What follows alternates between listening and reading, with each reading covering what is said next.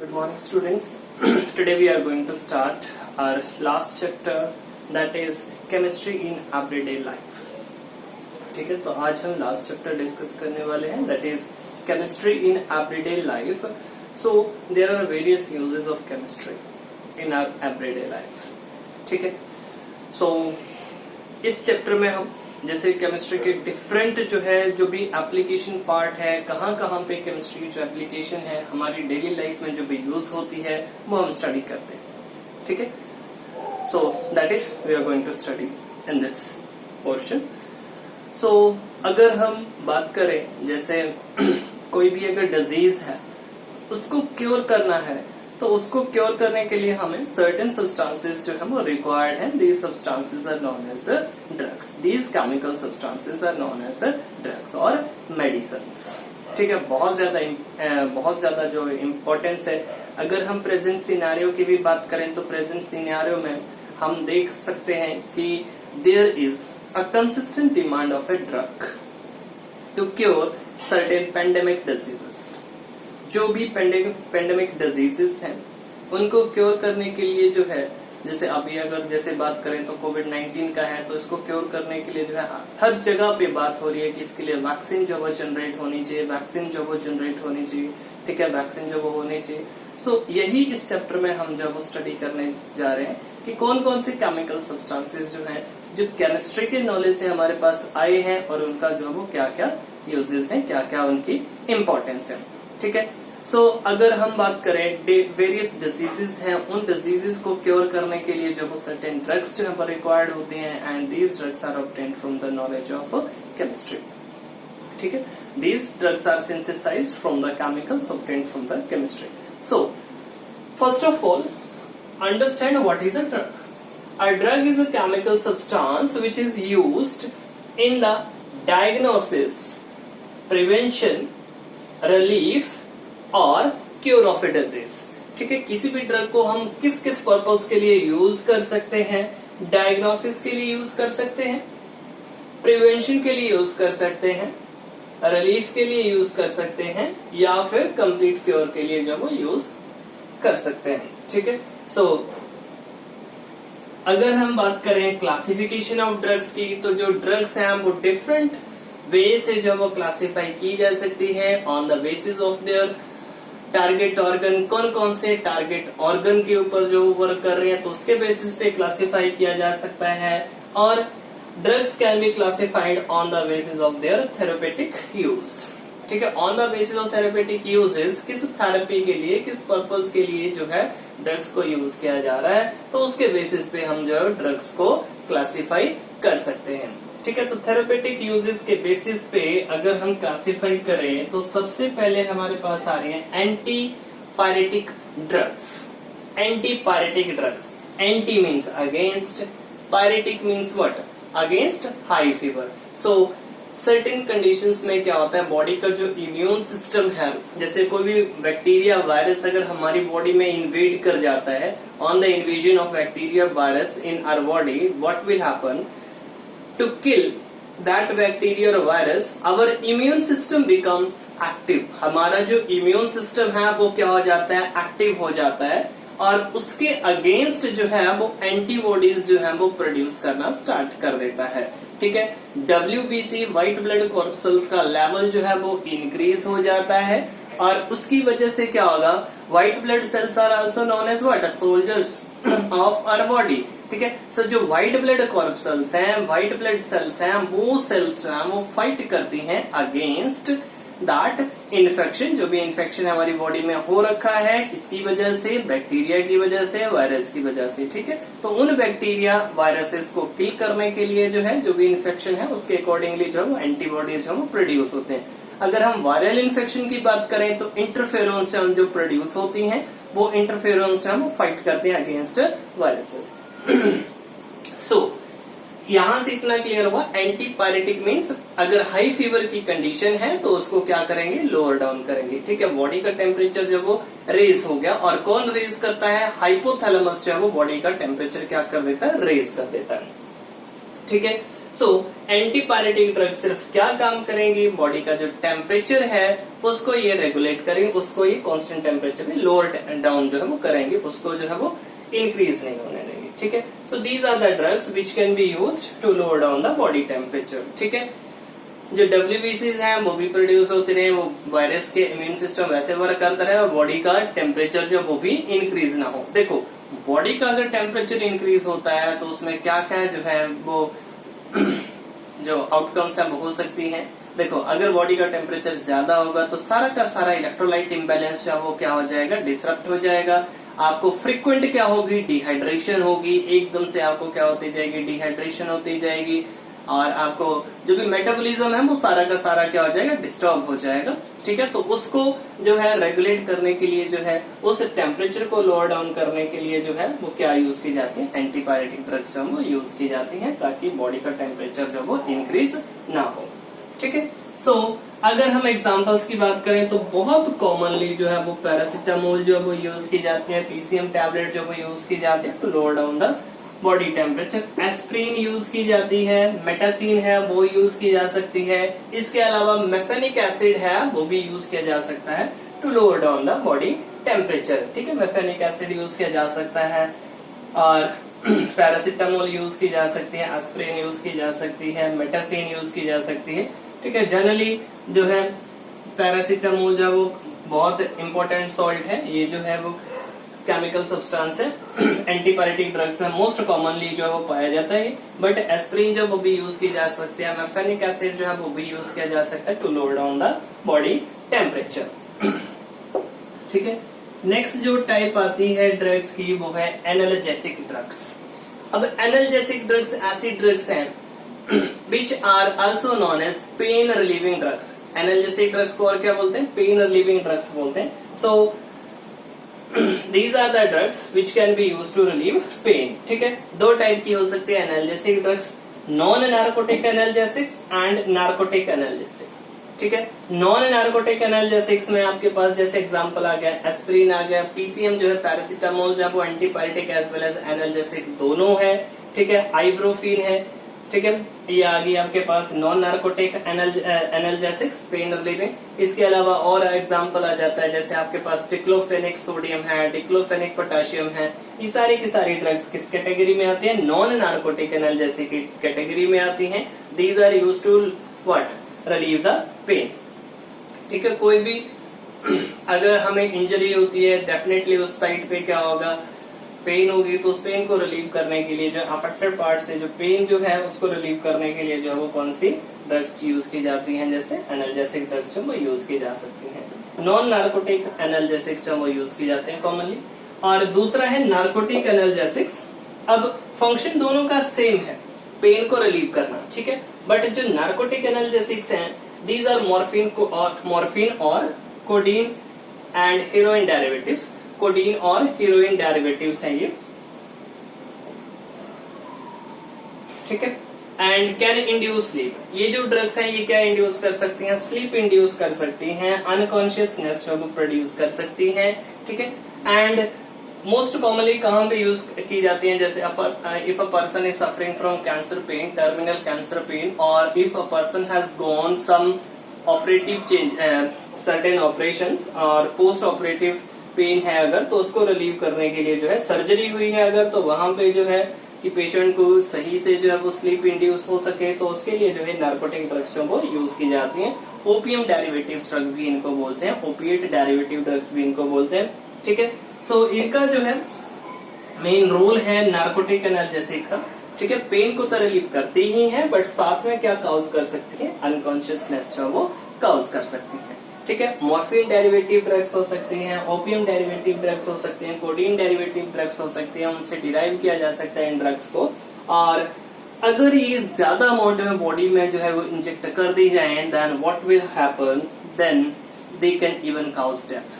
ठीक है, तो इनकी सर्टेन जो रिक्वायर्ड डोज है उतनी ही अमाउंट में ये जो ड्रग्स है they should be present in the body. ठीक है, if they are present in excess amount then they can cause what? They can even cause death. So बहुत ही सिवियर पेन है, and if a person is unable to sleep then such kind of drugs are used. So these are what analgesic drugs. So students, अगर आगे देखें हम, so next जो type है हमारे पास, नेक्स्ट जो टाइप की ड्रग्स है वो है tranquillisers. So first of all understand what are tranquillisers. See, tranquillisers are, so these are the drugs which can be used to treat stress. किस किस को ट्रीट करने के लिए यूज किए जा सकते हैं? ये स्ट्रेस को, फटीग. हेयर फटीग की जो बात हम कर रहे हैं, जिसमें भी मेंटल फटीग और मेंटल इलनेस और डिप्रेशन. ठीक है, डिप्रेशन की कंडीशन है, मेंटल इलनेस है, a person is not feeling well, or a person is under high stress, or if a person is suffering from hypertension, then tranquilizers can be prescribed to such kind of persons. ठीक है. So अगर हम tranquillisers की बात करें, सो tranquillisers जो हैं वो किसके ऊपर एक्ट करेंगे? ये जो हमारा नर्वस सिस्टम है इसके ऊपर एक्ट करेंगे.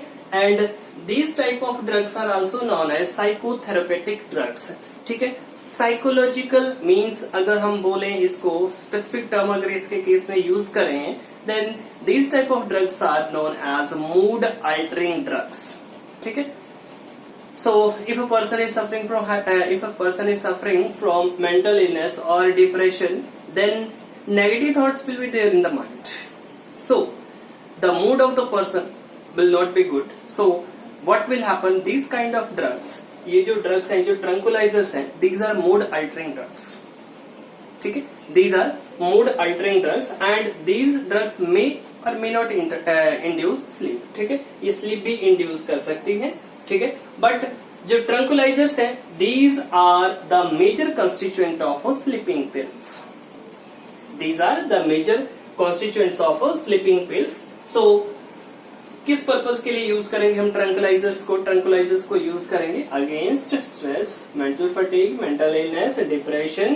ठीक है, और अगर इनके एग्जाम्पल्स की अगर हम बात करें तो एग्जाम्पल्स में, ट्रैंकुलाइजर के एग्जाम्पल्स में हमारे पास आ जाएगा, एग्जाम्पल्स हैं जैसे इक्विनिल है, डायजिपम है, diazepam is also known as Valium, then Veronal, and ये सारी की सारी हमारे पास क्या है? सेकोनिल आ जाएगा इसके केस में, वो भी किसका एग्जाम्पल है? वो भी ट्रैंकुलाइजर्स का एग्जाम्पल है. तो ट्रैंकुलाइजर्स को मेनली किस पर्पज के लिए हम यूज कर रहे हैं?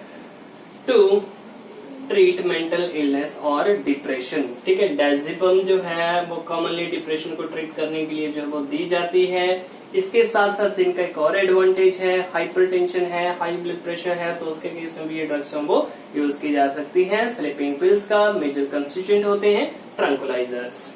ठीक है, नेक्स्ट अगर बात करें हम, तो फोर्थ टाइप की जो क्लासिफिकेशन में हमारे पास है वो है antiseptics.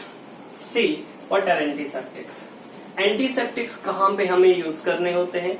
So antiseptics, these are the chemicals which can be directly applied on the site of injury. अगर कहीं पे आपको इंजरी हो रखी है तो वहां पे माइक्रो ऑर्गेनिजम्स की ग्रोथ को प्रिवेंट करने के लिए, ठीक है, किस पर्पज के लिए एंटीसेप्टिक हम यूज करेंगे? To kill harmful micro organisms, harmful microorganisms, or to retard the growth of harmful microorganisms. ठीक है, सो हार्मफुल माइक्रोऑर्गेनिजम्स को किल करने के लिए या फिर उनकी ग्रोथ को रिटार्ड करने के लिए हम क्या यूज करेंगे? एंटीसेप्टिक्स जो यूज करेंगे. ठीक है, so they can be directly applied on the site of injury. ठीक है, तो अगर हम कॉमनली यूज्ड एंटीसेप्टिक्स की बात करें तो अल्कोहल जो है, जो आइसोप्रोपाइल अल्कोहल जो है फर्स्ट स्टेज पे जनरली जो यूज किया जाता है वो है हमारे पास आइसोप्रोपाइल अल्कोहल. देन बात करें तो डेटोल यूज किया जा सकता है, सोफ्रामाइसिन यूज की जा सकती है, देन टिंक्चर ऑफ आयोडीन यूज किया जा सकता है, alcoholic solution of iodine, then H2O2 hydrogen peroxide जो है ये भी यूज किया जा सकता है एज व्हाट? एंटीसेप्टिक. ठीक है, या फिर प्रोविडीन जो है वो यूज की जाती है, आयोडीन वही है, प्रोविडीन आयोडीन जो है वो यूज की जाती है. तो उसका भी क्या रोल है? जो हार्मफुल माइक्रो ऑर्गेनिजम्स हैं उनकी ग्रोथ को रिटार्ड करना, उनकी ग्रोथ को प्रिवेंट करना. ठीक है, एंटीसेप्टिक्स जो वो यूज किए जा सकते हैं. नेक्स्ट जो आ जाता है हमारे पास क्लासिफिकेशन, वो है डिसइंफेक्टेंट्स। अब antiseptics and disinfectants. See, antiseptics को हम डायरेक्टली जो है वो अप्लाई कर सकते हैं स्किन के ऊपर। डिसइंफेक्टेंट्स जो है फंक्शन दोनों का ही सेम है, दे आर आल्सो यूज्ड। अगर डिसइंफेक्टेंट्स की बात करें तो disinfectants are also used to kill the harmful micro organisms, but disinfectants can not be applied on the skin. Suppose if someone want to mop the floor, ठीक है, floor की mopping के लिए जो वो यूज किया जा सकता है, और डिफरेंट बिल्डिंग्स है या फ्लोर को क्लीन करने के लिए जो है डिसइंफेक्टेंट्स वो यूज किए जा सकते हैं। So these are the substances, these are the chemical substances which are also used to kill the harmful microorganisms or to prevent the growth of harmful microorganisms। इनमें कॉमनली एग्जांपल आ जाता है, जैसे डेटोल यूज किया जा सकता है, लाइजोल जो है, जैसे क्रिसोल है हमारे पास, तो क्रिसोल का ही सोल्यूशन है वाटर में, लाइजोल, वो यूज किया जा सकता है। 1% सोल्यूशन ऑफ फिनोल, जिसको हम फिनाइल कॉमनली यूज करते हैं फ्लोर की मोपिंग के लिए, तो that is 1% solution of phenol, वो भी यूज किया जा सकता है एज व्हाट, डिसइंफेक्टेंट्स। ठीक है, नेक्स्ट जो कैटेगरी है हमारे पास वो है anti malarial drugs. Anti malarial drugs, नाम से ही क्लियर है, anti means what, against, against what, malaria.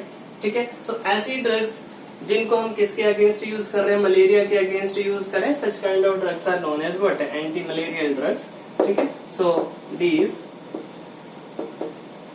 Are the drugs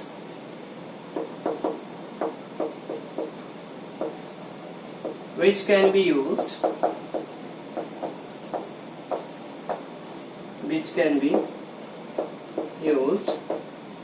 against malaria. ठीक है, ऐसी ड्रग्स जिनको हम किसके अगेंस्ट यूज कर सकते हैं, मलेरिया के अगेंस्ट यूज कर सकते हैं, तो उस तरह की ड्रग्स को क्या बोलेंगे हम, एंटी मलेरियल ड्रग्स। सो अगर हम एंटी मलेरियल ड्रग की बात करें तो कॉमनली जो यूज की जाती है दैट इज क्लोरोफेनिकोल भी यूज की जा सकती है, एज वेल एज जो कॉमनली यूज की जाती है that is quinine. And this quin की जो ड्रग्स आती हैं वो है anti microbial drugs, antimicrobians drugs. So anti microbial drugs जो है, these are the drugs, these are the drugs which can be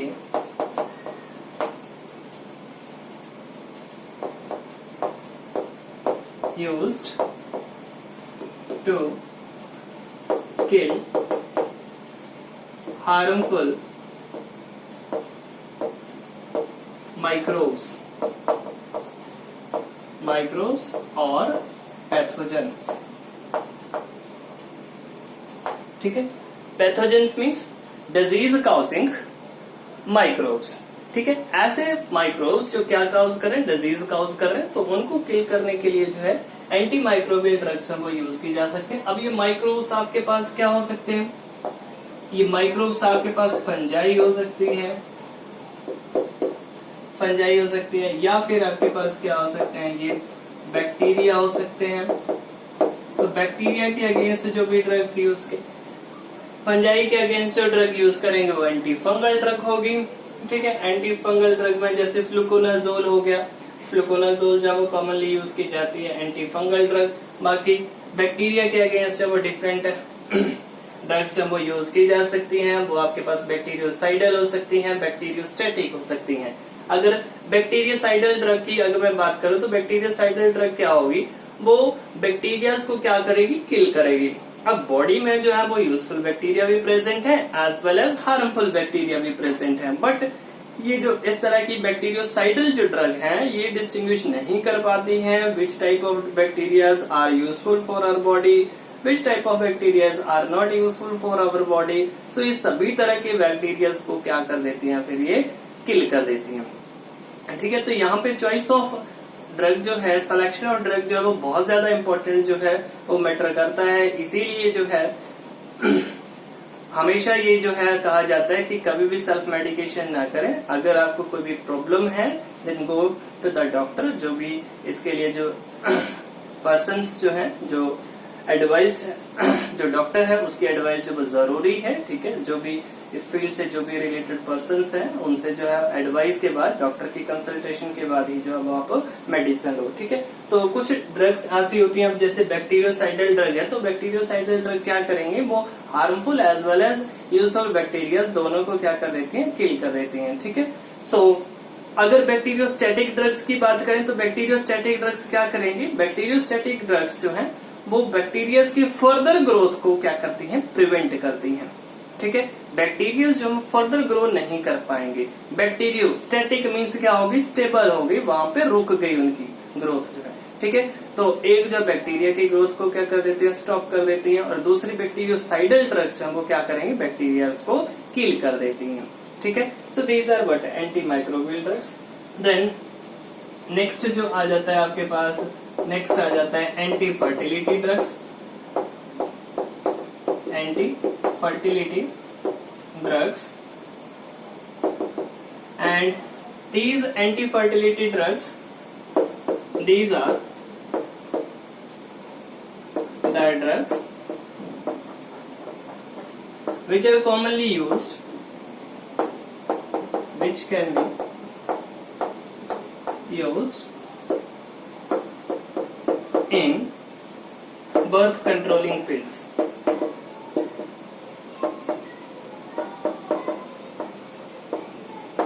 ठीक है, जो बर्थ कंट्रोलिंग पिल्स में जो है वो एंटी फर्टिलिटी ड्रग्स जो है वो यूज होती हैं। सो इनमें भी डिफरेंट एग्जांपल्स है वो आपके पास बन जाते हैं, जैसे, ठीक है। तो इसमें अगर एग्जांपल्स की बात करें तो मिफ्प्रिस्टोन आ जाएगा, नोवेस्टेरोल आ जाएगा, ये सारे के सारे क्या है, स्टेरॉइड्स हैं। सो प्रोजेस्टेरोन के लेवल को क्या कर देते हैं, अफेक्ट करते हैं, ये मेन रोल इनका वही है। देन नेक्स्ट आ जाता है आपके पास antacids. Antacids, these are the substances or these are the drugs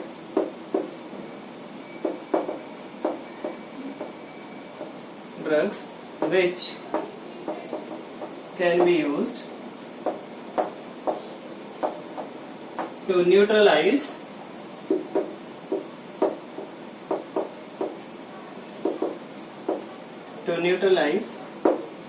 the excess acid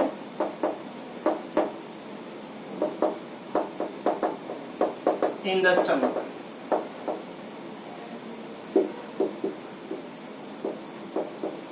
ठीक है, हमारी स्टमक है, स्टमक में क्या प्रेजेंट होता है, हाइड्रोक्लोरिक एसिड प्रेजेंट होता है।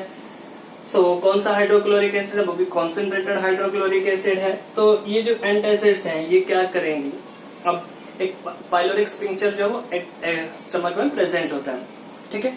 तो वो स्पिंक्चर क्या करता है, एचसीएल को ऊपर ओएसोफेगस में नहीं आने देता है। Now see what will happen, अगर वो कॉन्सेंट्रेटेड एचसीएल जो है अगर ओएसोफेगस में आ जाए तो क्या हो जाता है, जो हमारी जो फूड पाइप है वो क्या हो जाती है, बर्न हो जाती है, ठीक है। सो बर्निंग सेंसेशन जो प्रोड्यूस होती है उसकी वजह से, सो उसको प्रिवेंट करने के लिए जो एंटासिड्स दिए जाते हैं, एंटासिड्स क्या करेंगे, एक्सेस एसिड जो स्टमक में प्रोड्यूस हो रहा है, कौन सी सेल्स प्रोड्यूस करती है, ऑक्जेंटिक सेल्स प्रोड्यूस करती हैं एसिड जो है। सो व्हाट विल हैपन, जो एक्सेस एसिड है that will be neutralised by these chemical substances. तो कॉमनली जो यूज की जाती है जैसे रेंटिडीन हो गई, ठीक, सिमेटिडीन हो गई, ठीक है, इस तरह के ड्रग्स जो वो एंटासिड्स वो यूज की जाती हैं। तो रेंटिडीन है, सिमेटिडीन है और डाइजीन जो वो यूज की जा सकती है, या फिर इसके अलावा और जो केमिकल सब्सटेंसेस यूज किए जा सकते हैं, मिल्क ऑफ मैग्नीशिया यूज किया जा सकता है एक्सेस एसिड को न्यूट्रलाइज करने के लिए। तो एंटासिड्स अगर हम केमिकल सब्सटेंसेस की ही बात करें तो ये डिफरेंट ड्रग्स जो हैं, जैसे ओमेप्राजोल है वो भी यूज की जा सकती है एज एंटासिड। सो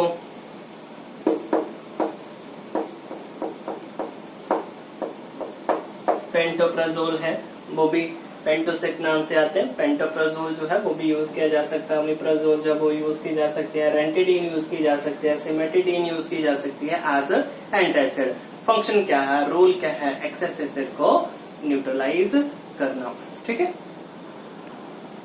से स्टूडेंट्स नेक्स्ट अगर हम बात करें तो एंटीबायोटिक्स है हमारे पास। What are antibiotics? These are the drugs which are obtained from the microorganisms. ये माइक्रो ऑर्गेनिजम्स हमारे पास क्या हो सकते हैं? बैक्टीरिया हो सकता है, फंजाई हो सकती है, मोल्ड हो सकते हैं, mould fungi one and same thing. ठीक है, and they will prevent the growth और kill the harmful micro organisms. और अगर हार्मफुल माइक्रो ऑर्गेनिजम्स हैं जैसे बैक्टीरिया है या फिर हमारे पास फंगस है तो उनको ये क्या कर सकते हैं? किल कर सकते हैं। ठीक है, antibiotics.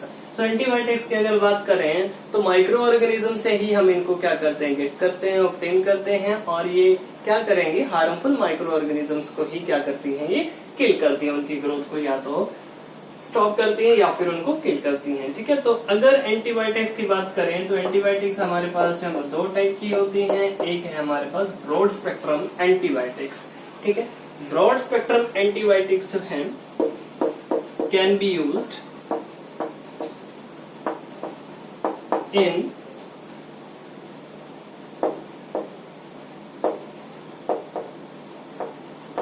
any type of infection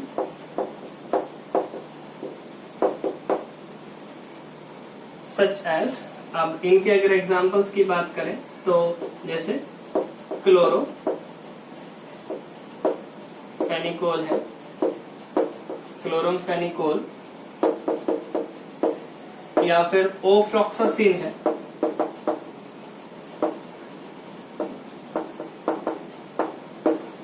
सी अगर एंटीबायोटिक्स में हम स्पेसिफिकली बात करें तो जो ब्रॉड स्पेक्ट्रम एंटीबायोटिक्स हैं इनको हम हमारे पास जैसे बैक्टीरिया की बात करें तो एक होते हैं बैक्टीरिया की 2 स्ट्रेन होते हैं, ग्राम नेगेटिव बैक्टीरिया है, ग्राम पॉजिटिव बैक्टीरिया हैं। तो ग्राम पॉजिटिव और ग्राम नेगेटिव बैक्टीरिया दोनों के अगेंस्ट, दोनों स्ट्रेन के बैक्टीरिया के अगेंस्ट जो है जो ब्रॉड स्पेक्ट्रम एंटीबायोटिक्स है इनको यूज किया जा सकता है।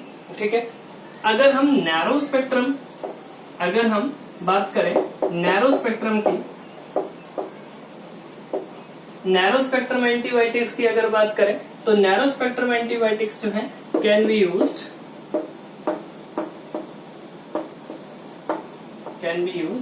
अगेंस्ट ओनली ग्राम नेगेटिव बैक्टीरिया।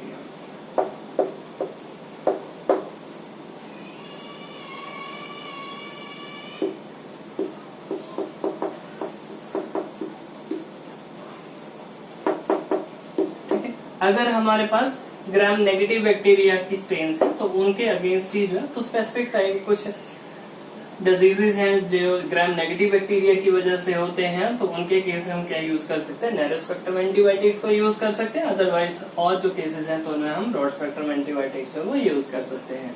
ठीक है, तो certain diseases are caused by gram negative bacteria, तो उनके केस में हम क्या यूज कर सकते हैं? जो नैरो स्पेक्ट्रम एंटीबायोटिक्स है वो यूज किए जा सकते हैं। अगर नैरो स्पेक्ट्रम एंटीबायोटिक्स में एग्जांपल्स की हम बात करें तो पेनिसिलिन होगी, एम्पिसिलिन होगी, पेनिसिलिन की ही मॉडिफिकेशन है पेनिसिलिन जी होगी। तो ये डिफरेंट एंटीबायोटिक्स हैं। These antibiotics are known as what? Narrow spectrum antibiotics and this can be used only against the gram negative bacteria. ठीक है, ग्राम पॉजिटिव और ग्राम नेगेटिव दोनों स्ट्रेन की अगर बैक्टीरिया हैं तो उनके केस में हम कौन सी यूज कर सकते हैं? क्लोरोफेनिकोल यूज कर सकते हैं, ओफ्लॉक्सासिन जो है वो यूज कर सकते हैं। दिस टाइप ऑफ ड्रग्स जो है वो यूज कर सकते हैं। ठीक है, और एक आती है लिमिटेड स्पेक्ट्रम, एक और कैटेगरी यहां पे बन जाती है लिमिटेड स्पेक्ट्रम एंटीबायोटिक्स। ठीक है, लिमिटेड स्पेक्ट्रम एंटीबायोटिक्स वो स्पेसिफिक डिजीजेज में ही क्या की जा सकती है? वो यूज की जा सकती है। सो ऐसी ड्रग्स जो सिर्फ स्पेसिफिक डिजीजेस को ही क्योर करने के लिए यूज की जाती हैं, such kind of drugs are known as what? Limited spectrum antibiotics.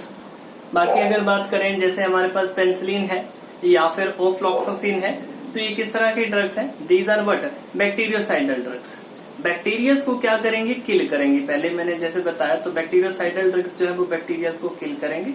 ठीक है, पेनिसिलिन होगी हमारे पास, ओफ्लॉक्सासिन होगी, this will kill the bacterias.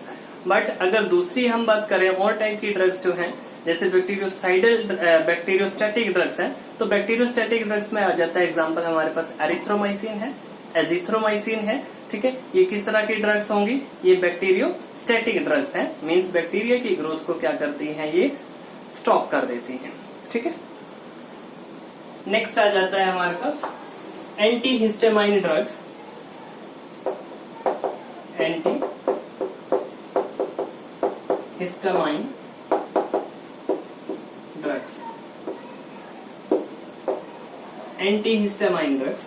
So anti histamine drugs ऐसी ड्रग्स हैं जो हिस्टामाइन के रिलीज को क्या कर देती है, स्टॉप कर देती है, ठीक है। उसका जो रिलीज है उसको क्या कर देती है, डिक्रीज कर देती है। अब हिस्टामाइन कब रिलीज होता है, कैसे रिलीज होता है, हमारी बॉडी में प्रेजेंट होते हैं मास्टर सेल्स।